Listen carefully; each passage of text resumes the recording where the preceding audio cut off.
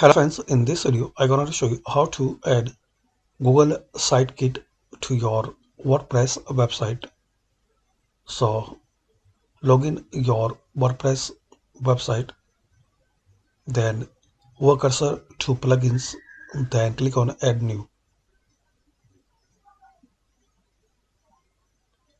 Now type in this search bar Google.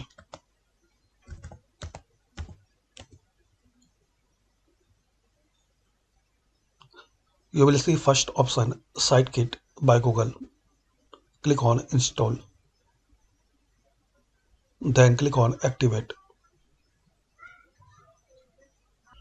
You will see message, congratulations, the Sitekit plugin is now activated.